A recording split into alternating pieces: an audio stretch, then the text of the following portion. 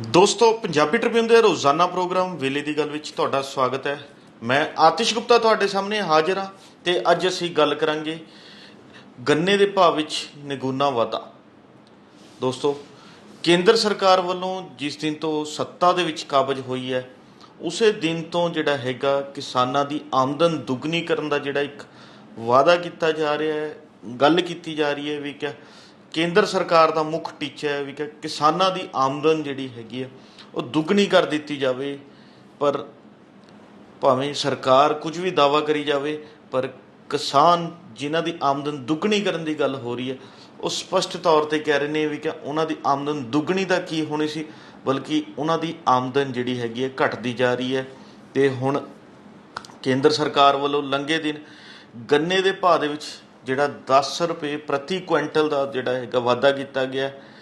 ਸਰਕਾਰ ਵੱਲੋਂ ਤਾਂ ਇਸ ਨੂੰ ਇੱਕ ਵੱਡੀ ਪ੍ਰਾਪਤੀ ਦੱਸਿਆ ਜਾ ਰਿਹਾ, ਜ਼ੋਰ ਸ਼ੋਰ ਨਾਲ ਉਭਾਰਿਆ ਜਾ ਰਿਹਾ ਵੀ ਕੇਂਦਰ ਸਰਕਾਰ ਵੱਲੋਂ ਜਿਹੜਾ ਹੈਗਾ ਅਸੀਂ 10 ਰੁਪਏ ਦਾ ਵਾਧਾ ਕਰ ਦਿੱਤਾ।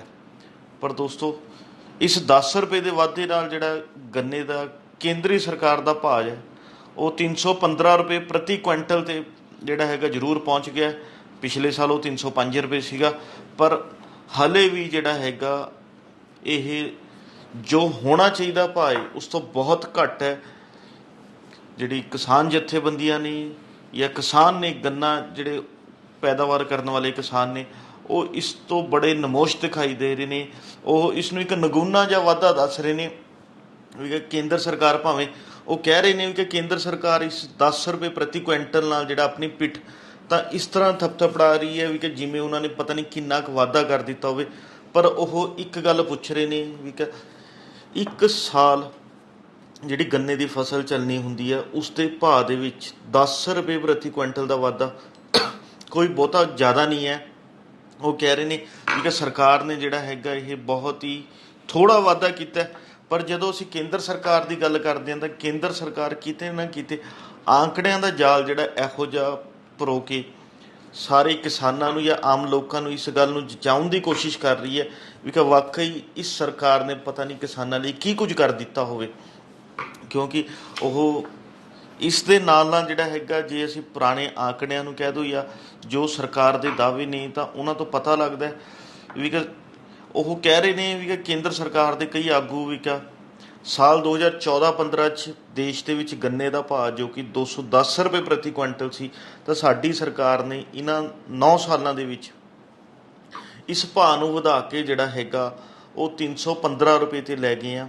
ਉਹ ਇਸ ਗੱਲ ਦੇ ਦਾਅਵਾ ਕਰ ਰਹੇ ਨੇ ਅਤੇ ਇਸ ਦੇ ਨਾਲ ਹੀ ਇੱਕ ਆਂਕੜਿਆਂ ਦਾ ਜਾਲ ਹੋਰ ਪਰੋ ਰਹੇ ਨੇ ਵੀ ਕਿ ਸਾਲ 2013-14 ਦੇ ਵਿੱਚ ਦੇਸ਼ 'ਚ ਸਿਰਫ 57,104 ਰੁਪਏ 57,104 ਕਰੋੜ ਰੁਪਏ ਦੀ ਜਿਹੜੀ ਗੰਨੇ ਦੀ ਖਰੀਦ ਕੀਤੀ ਜਾਂਦੀ ਸੀ, ਜੋ ਕਿ ਅੱਜ ਬਹੁਤ ਵੱਧ ਚੁੱਕੀ ਹੈ।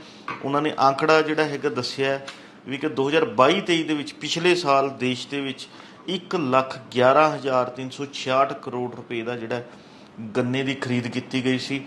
ਇਸ ਦੇ ਵਿੱਚ 3,353 ਟਨ ਜਿਹੜਾ ਗੰਨਾ ਖਰੀਦਿਆ ਗਿਆ ਸੀ। ਪਰ ਦੋਸਤੋ, ਸਰਕਾਰ ਇਹ ਦਾਅਵਾ ਤਾਂ ਜ਼ਰੂਰ ਕਰ ਰਹੀ ਹੈ, ਪਰ ਜਦੋਂ ਅਸੀਂ ਹਕੀਕਤ ਵੱਲ ਦੇਖਦੇ ਹਾਂ ਤਾਂ ਹਕੀਕਤ ਬਿਲਕੁਲ ਹੀ ਉਲਟ ਹੈ, ਕੁਝ ਹੋਰ ਹੀ ਦਿਖਾਈ ਦਿੰਦੀ ਹੈ। ਕਿਉਂਕਿ ਸਰਕਾਰ ਤਾਂ 10 ਰੁਪਏ ਕੁਇੰਟਲ ਨਾਲ ਵਾਧਾ ਕਰਕੇ ਆਪਣੀ ਪਿੱਠ ਥਪਥਪਾ ਰਹੀ ਹੈ, ਪਰ ਜਦੋਂ ਹਕੀਕਤ ਵੱਲ ਤੁਰਦੇ ਹਾਂ ਜਾਂ ਕਿਸਾਨਾਂ ਦੇ ਅਸਲ ਭਾਅ ਵੱਲ ਦੇਖਦੇ ਹਾਂ ਤਾਂ ਹਕੀਕਤ ਕੁਝ ਹੋਰ ਹੀ ਹੈ। ਕਿਉਂਕਿ ਜੇ ਗੰਨੇ ਦੀ ਫਸਲ ਦੀ ਗੱਲ ਕਰਦੇ ਹਾਂ ਤਾਂ ਗੰਨੇ ਦੀ ਫਸਲ ਇੱਕ ਸਾਲ ਵਾਲੀ ਫਸਲ ਹੈ। ਕਿ ਬਾਕੀ ਫਸਲਾਂ ਤਾਂ ਕਹਿ ਦਿੰਦੇ ਸਾਲ 'ਚ 2-2 ਫਸਲਾਂ ਵੀ ਹੋ ਜਾਂਦੀਆਂ, ਪਰ ਗੰਨੇ ਦੀ ਫਸਲ ਪੂਰਾ ਸਾਲ ਲੈਂਦੀ ਹੈ। ਪੂਰਾ ਸਾਲ ਖੇਤਾਂ ਦੇ ਵਿੱਚ ਜਿਹੜਾ ਹੈਗਾ ਇਹਨੂੰ ਸਮਾਂ ਲੱਗਦਾ ਤਿਆਰ ਹੋਣ ਦੇ ਵਿੱਚ। ਇਹ ਫਸਲ ਇੱਕ ਸਾਲ ਦੇ ਬਾਅਦ ਇੱਕ ਬੜੇ ਛੋਟੇ ਭਾਅ 'ਤੇ ਜਿਹੜਾ ਹੈਗਾ ਵਿਕ ਰਹੀ ਹੈ। ਇਸ ਦੇ ਵਿੱਚ ਜਿਹੜਾ ਹੈਗਾ ਕਿਸਾਨਾਂ ਨੂੰ ਉਹਨਾਂ ਦੀ ਜਿਹੜੀ ਲਾਗਤ ਮੁੱਲ ਹੈ ਉਹ ਵੀ ਨਹੀਂ ਮਿਲ ਪਾ ਰਿਹਾ। ਉਸ 'ਚ ਕਈ ਤਰ੍ਹਾਂ ਦੀ ਦਿੱਕਤਾਂ ਪਰੇਸ਼ਾਨੀਆਂ ਦਾ ਸਾਹਮਣਾ ਕਰਨਾ ਪੈ ਰਿਹਾ।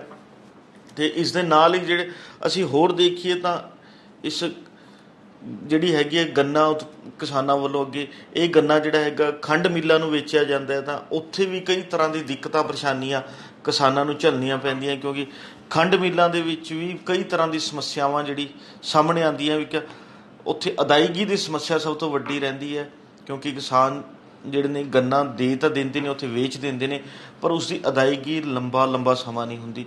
ਤਾਂ ਇਸ ਤੋਂ ਪਤਾ ਲੱਗਦਾ ਵੀ ਕਿ ਗੰਨਾ ਉਤਪਾਦਕ ਜਿਹੜੇ ਕਿਸਾਨ ਨੇ ਉਹਨਾਂ ਨੂੰ ਕਿਸ ਤਰ੍ਹਾਂ ਦੀ ਦਿੱਕਤਾਂ ਪਰੇਸ਼ਾਨੀਆਂ ਦਾ ਸਾਹਮਣਾ ਕਰਨਾ ਪੈਂਦਾ, ਕਿਉਂਕਿ ਜਦੋਂ ਉਹਨਾਂ ਦੀ ਅਦਾਇਗੀ ਨਹੀਂ ਹੁੰਦੀ ਤਾਂ ਉਹਨਾਂ ਨੂੰ ਆਪਣੀ ਫਸਲ ਦੀ ਅਦਾਇਗੀ ਕਰਵਾਉਣ ਲਈ ਜਿਹੜਾ ਹੈਗਾ ਸੰਘਰਸ਼ ਦਾ ਰਾਹ ਅਖਤਿਆਰ ਕਰਨਾ ਪੈਂਦਾ, ਧਰਨੇ ਪ੍ਰਦਰਸ਼ਨ ਕਰਨੇ ਪੈਂਦੇ ਨੇ। ਫਿਰ ਜਿੱਥੇ ਉਹ ਇਹ ਨਾਕਾਮੀ ਸਰਕਾਰਾਂ ਦੀ ਹੈ ਵੀ ਕਿ ਉਹ ਸਮੇਂ ਸਿਰ ਅਦਾਇਗੀਆਂ ਕਿਉਂ ਨਹੀਂ ਕਰਵਾ ਪਾਉਂਦੀਆਂ ਅਤੇ ਮਾੜੇ ਜਿਹੜੇ ਨੇ ਕਿਸਾਨ ਪੈਂਦੇ ਨੇ।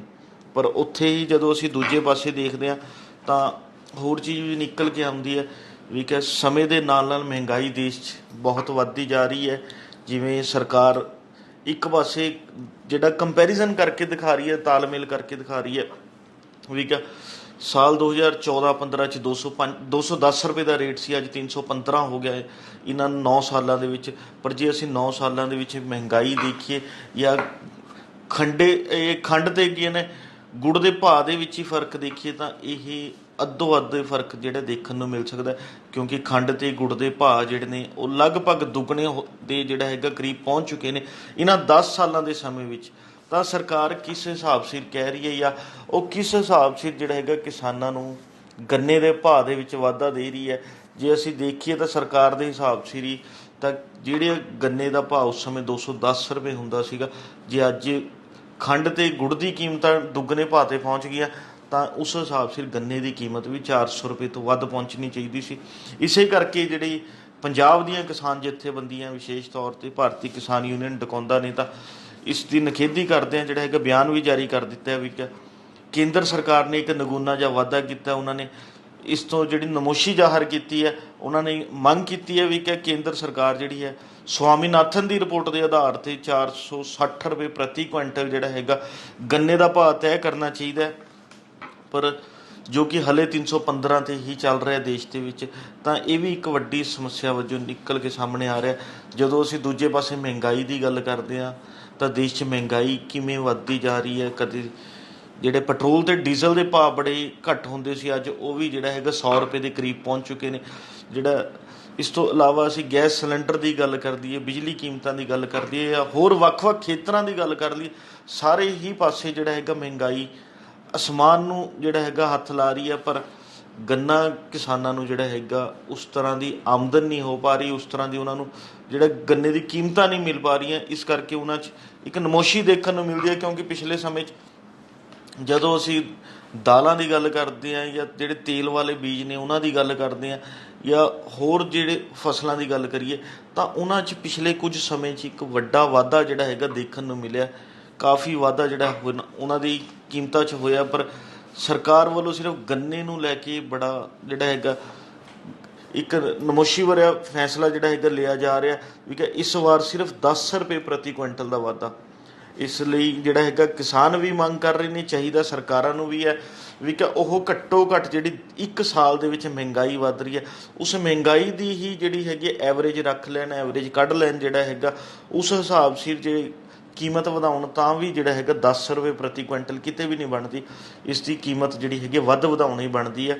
ਇਸ ਲਈ ਚਾਹੀਦਾ ਇਹੀ ਹੈ, ਸਰਕਾਰ ਜੇ ਕਿਸਾਨਾਂ ਦੀ ਬਾਂਹ ਫੜਨ ਦੀ ਗੱਲ ਕਰਦੀ ਹੈ, ਉਹਨਾਂ ਦੀ ਆਮਦਨ ਵਧਾਉਣ ਦੀ ਗੱਲ ਕਰਦੀ ਹੈ ਤਾਂ ਆਮਦਨ ਜਿਹੜੀ ਹੈਗੀ ਹੈ ਇਹ ਚਾਹੇ ਪ੍ਰਧਾਨ ਮੰਤਰੀ ਕਿਸਾਨ ਨਿਧੀ ਦੀ ਗੱਲ ਕਰ ਲਈਏ ਜਾਂ ਹੋਰ ਇਸ ਤਰ੍ਹਾਂ ਦੀ ਕੇਂਦਰੀ ਸਕੀਮਾਂ ਦੀ ਗੱਲ ਕਰ ਲਈਏ, ਉਹਨਾਂ ਨਾਲ ਕਿਸਾਨਾਂ ਦੀ ਆਮਦਨ ਜਿਹੜੀ ਹੈਗੀ ਨਹੀਂ ਵਧਾਈ ਜਾ ਸਕਦੀ। ਉਹ ਜ਼ਰੂਰ ਕਿਸਾਨਾਂ ਨੂੰ ਜਿਹੜਾ ਹੈਗਾ ਕਿਤੇ ਨਾ ਕਿਤੇ ਸਹਿਯੋਗ ਜ਼ਰੂਰ ਕਰਦੀਆਂ ਨੇ, ਪਰ ਉਸ ਨਾਲ ਕਿਸਾਨਾਂ ਦੀ ਆਮਦਨ ਨਹੀਂ ਵੱਧ ਸਕਦੀ। ਜੇ ਕਿਸਾਨਾਂ ਦੀ ਵਾਕਈ ਸਰਕਾਰ ਆਮਦਨ ਵਧਾਉਣਾ ਚਾਹੁੰਦੀ ਹੈ ਤਾਂ ਇਹ ਚਾਹੇ ਇਹ MSP ਕਹਿ ਲਓ ਜਾਂ ਇਸ ਨੂੰ ਜਿਹੜੇ ਭਾਅ ਸਰਕਾਰ ਤੈਅ ਕਰਦੀ ਹੈ ਉਹਨਾਂ ਭਾਅ ਨੂੰ ਜਿਹੜਾ ਹੈਗਾ ਵਧਾਉਣ ਦੀ ਲੋੜ ਹੈ ਵੀ ਕਿ ਜੋ ਕਿਸਾਨਾਂ ਦੀ ਲਾਗਤ ਆ ਰਹੀ ਹੈ ਜਾਂ ਜੋ ਖਰਚਾ ਹੋ ਰਿਹਾ ਉਸ ਨੂੰ ਧਿਆਨ ਵਿੱਚ ਰੱਖਦੇ ਹੋਏ ਜਿਹੜਾ ਹੈਗਾ ਭਾਅ ਦੇ ਵਿੱਚ ਵਾਧਾ ਕਰਨ ਦੀ ਲੋੜ ਹੈ। ਤਾਂ ਹੀ ਜਿਹੜਾ ਹੈਗਾ ਕਿਸਾਨਾਂ ਦੀ ਜਿਹੜੀ ਆਮਦਨ ਹੈ ਉਹ ਦੁੱਗਣੀ ਕੀਤੀ ਜਾ ਸਕਦੀ ਹੈ। ਅਤੇ ਹੁਣ ਦੇਖਣਾ ਇਹੀ ਹੋਵੇਗਾ, ਕਿਉਂਕਿ ਸਰਕਾਰ ਇਸ ਸਾਲ ਜਿਹੜਾ ਹੈਗਾ ਪੂਰਾ ਹੀ ਇਲੈਕਸ਼ਨ ਮੋਡ 'ਚ ਦਿਖ ਰਹੀ ਹੈ ਅਤੇ ਉਹ ਅਗਲੀਆਂ ਚੋਣਾਂ ਨੂੰ ਧਿਆਨ 'ਚ ਰੱਖਦੇ ਜਿਹੜਾ ਹੈਗਾ ਸਾਰੇ ਫੈਸਲੇ ਲੈਣ ਲੱਗੀ ਹੋਈ ਹੈ। ਕਿਉਂਕਿ ਸਾਲ 2024 'ਚ ਦੇਸ਼ ਦੇ ਵਿੱਚ ਲੋਕ ਸਭਾ ਚੋਣਾਂ ਹੋਣ ਜਾ ਰਹੀਆਂ ਨੇ ਅਤੇ ਉਹਨਾਂ ਚੋਣਾਂ ਨੂੰ ਧਿਆਨ ਦੇ ਵਿੱਚ ਰੱਖਦੇ ਹੋਏ ਭਾਰਤੀ ਜਨਤਾ ਪਾਰਟੀ ਜਿਹੜਾ ਹੈਗਾ ਸਾਰੇ ਫੈਸਲੇ ਕਰ ਰਹੀ ਹੈ, ਸਾਰੀ ਇਹੋ ਜਿਹੀਆਂ ਨੀਤੀਆਂ ਬਣਾ ਰਹੀ ਹੈ। ਤਾਂ ਦੇਖਣ ਵਾਲੀ ਗੱਲ ਇਹੀ ਹੋਵੇਗੀ ਵੀ ਕਿ ਸਰਕਾਰ ਜਿਹੜੀ ਦੇਸ਼ ਦੇ ਵਿੱਚ ਮਹਿੰਗਾਈ ਵੱਧ ਰਹੀ ਹੈ ਉਸ ਨੂੰ ਘਟਾਉਣ ਲਈ ਕੀ ਕਰਦੀ ਹੈ, ਜਾਂ ਉਹ ਜਿਹੜੇ ਕਿਸਾਨਾਂ ਦੀ ਆਮਦਨ ਦੁੱਗਣੀ ਕਰਨ ਦੀ ਗੱਲ ਕਰਦੀ ਹੈ ਜਾਂ ਵਾਰ-ਵਾਰ ਕਿਸਾਨੀ ਦਾ ਨਾਅਰਾ ਲਾਉਂਦੀ ਹੈ ਕਿ ਉਹ ਸਰਕਾਰ ਕਿਸਾਨੀ ਨੂੰ ਜਿਹੜਾ ਹੈਗਾ ਇਸ ਘਾਟੇ 'ਚੋਂ ਬਾਹਰ ਕੱਢਣ ਲਈ ਕਹਿ ਦਈਏ, ਜਾਂ ਕਿਸਾਨੀ ਨੂੰ ਹੋਰ ਜਿਹੜਾ ਹੈਗਾ ਇੱਕ ਪ੍ਰੋਫਿਟ ਦਾ ਲਾਹੇਵੰਦ ਧੰਦਾ ਬਣਾਉਣ ਲਈ ਜਿਹੜਾ ਹੈਗਾ ਕੀ ਕੁਝ ਫੈਸਲੇ ਲੈਂਦੀ ਹੈ, ਕੀ ਨੀਤੀਆਂ ਬਣਾਉਂਦੀ ਹੈ, ਕੀ ਕਿਸਾਨਾਂ ਦੇ ਹੱਕ ਦੇ ਵਿੱਚ ਜਿਹੜਾ ਹੈਗਾ ਕਰਦੀ ਹੈ, ਇਹ ਤਾਂ ਆਉਣ ਵਾਲਾ ਸਮਾਂ ਹੀ ਦੱਸੇਗਾ। ਪਰ ਪੰਜਾਬੀ ਟ੍ਰਿਬਿਊਨ ਤੁਹਾਡੇ ਤੱਕ ਇਹੋ ਜਿਹੇ ਜਨਤਕ ਮੁੱਦਿਆਂ ਨੂੰ ਤੇ ਲੋਕਾਂ ਦੀਆਂ ਸਮੱਸਿਆਵਾਂ ਨੂੰ ਉਭਾਰਦਾ ਰਹੇਗਾ। ਤੇ ਕੱਲ੍ਹ ਨੂੰ ਫੇਰ ਇਸੇ ਸਮੇਂ ਇੱਕ ਨਵੇਂ ਮੁੱਦੇ ਤੇ ਗੱਲਬਾਤ ਕਰਾਂਗੇ ਪ੍ਰੋਗਰਾਮ ਵੇਲੇ ਦੀ ਗੱਲ ਵਿੱਚ। ਧੰਨਵਾਦ।